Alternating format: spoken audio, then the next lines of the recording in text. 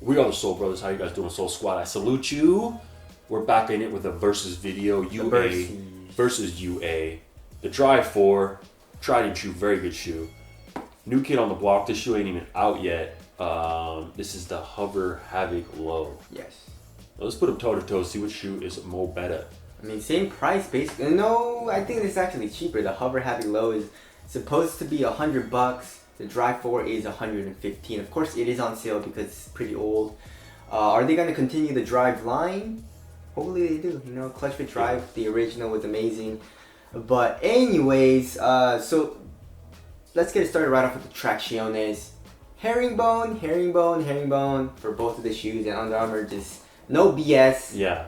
Multi-directional herringbone, you have a good pattern and you're good to go. Stopping power, they're both really good. I would say the Havoc is actually a tad bit better on the stopping power. Dust, I would say it's around the same. They're both really good on dust. You know, you don't really have to wipe too much or too often. And outdoor use should be good on both. I mean, yeah, like hardness, they're both pretty hard and pretty thick also. Yeah. So the Havoc on the clean court is just a little bit better, but I mean they're both really good. And also another thing is the Drive 4 for me, in my experience, I needed to break it in and take that little layer of rubber off first, and then the traction got really good. So but other than that, yeah, they're both super nice, but we'll give a very slight edge to the Havoc Low. Yep. All right, moving on to the cushion.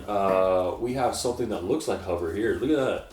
That's like the Hovr window. It is. But it's not Hovr. That's their design language. Yeah, it's just their design language. But in the Hovr, that's actually Hovr. Yes. It's actually purposeful. But this is, if I'm correct, a charged. And micro G in the heel, I believe. Right. And then it's a EVA carrier. Right. Yeah.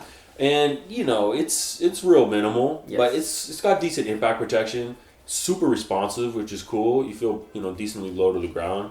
Not a bad cushion setup at all. Yes. I would say they feel around the same. I mean, the only thing that's different, I would say, is that the Hovr Havoc Low feels a little bit lower, or you got a little bit more court feel in it.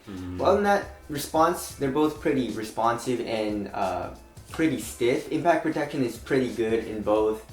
And also the heel is a little like, what do you call it, bulky feeling. Yeah. You know what I'm saying? Because it's so big right here.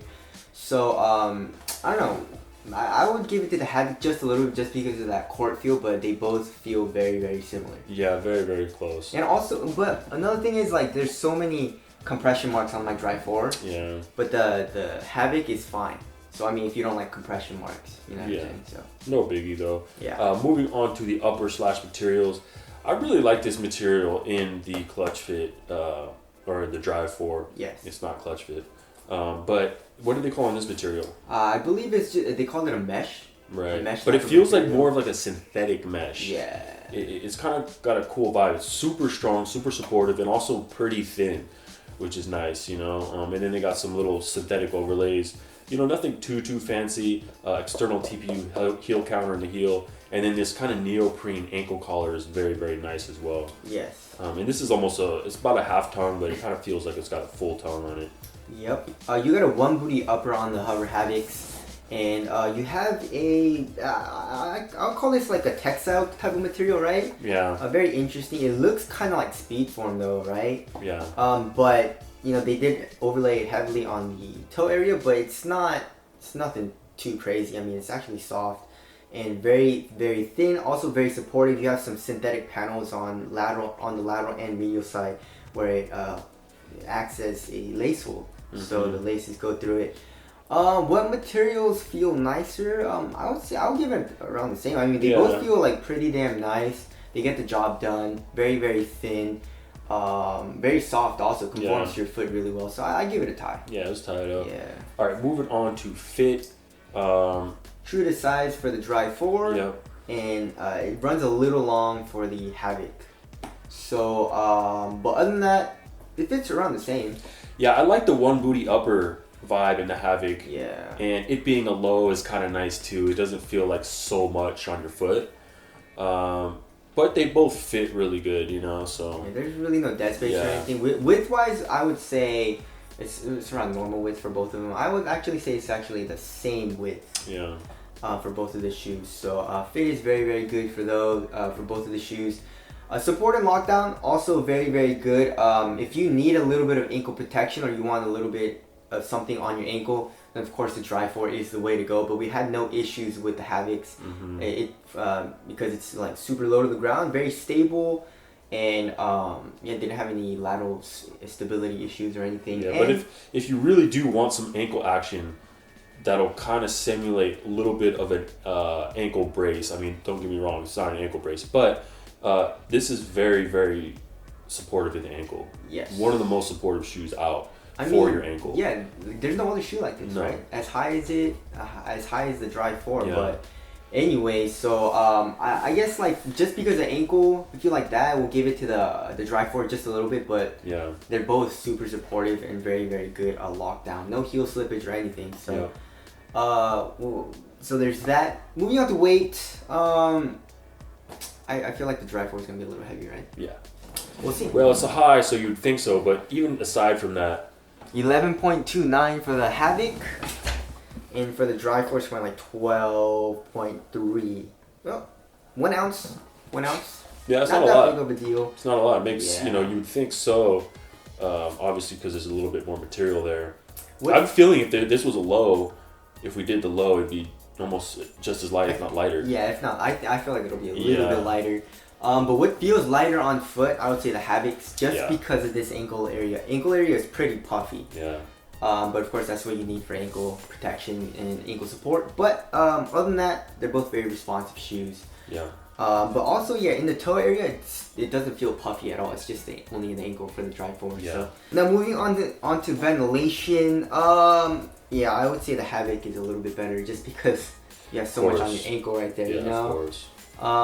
So we'll give the win to the Havocs for ventilation. Durability, they're both very Yeah, they good. seem about the same. They're both decent for outdoors. Got a pretty hard outsole, and they both seem pretty well built. You know. But the Dry4 looks a lot more used just because of the compression marks. Yeah. And I also did play in those. But I mean, the Havocs, they look completely new. Yeah. Even they though do. I played in them a lot. You just with minus the scuff marks, like on the Yeah. heel counter and stuff like that, it looks pretty much new. So Yeah.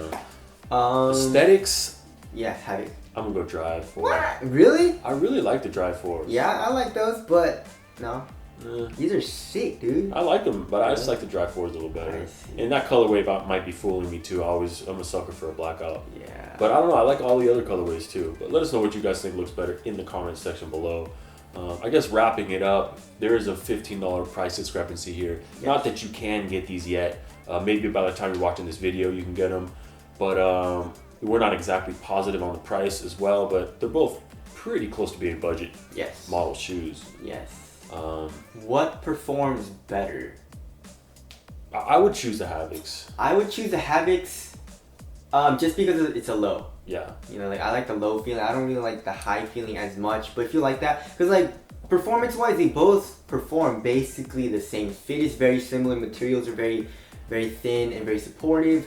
Cushion is basically the same too. Besides the court feel and traction, they're both really, really good. Mm-hmm. So performance-wise, I would say it's pretty much the same. If you want a responsive shoe, the Dry4 just has the ankle protection. You know? Yeah, I mean, if this shoe had like a nice cushion setup where you could like really feel the charge or something, nothing crazy, but just a little bit, maybe I would lean this way.